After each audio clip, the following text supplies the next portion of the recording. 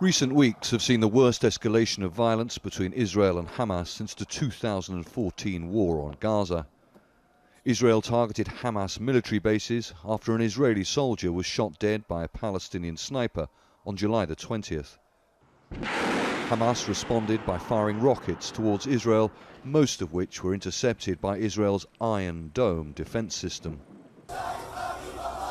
Another 3 Palestinians, including a 12-year-old boy, were shot dead on Friday during protests at the Gaza border fence. The UN Special Coordinator for Middle East Peace, Nikolai Mladenov, seen here in Gaza earlier this month, is leading efforts, along with the Egyptian government, for a lasting ceasefire. Hamas says it doesn't want war. Mladenov's efforts are ongoing and we haven't reached a dead end yet, but Palestinians have a right to protest.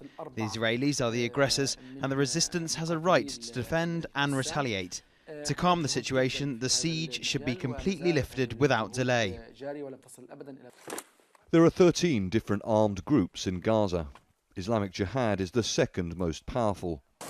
They disagree with Hamas about any future reconciliation with the Palestinian Authority, dominated by the rival Fatah party. But like all factions, Islamic Jihad say they will defend the protesters. Today, the Palestinian people are incapacitated. They have tried to use all means to break the siege and failed, so now they are using weekly protests. These Israeli soldiers are not snipers, they are killers hiding behind their uniforms. They have killed our children and elderly people.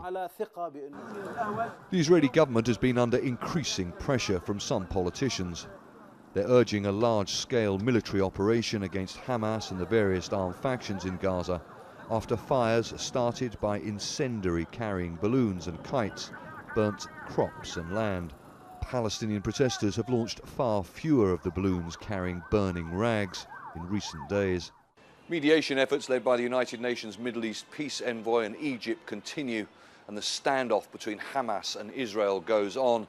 But both sides know that any provocation risks another war. Charles Strafford, Al Jazeera, Gaza.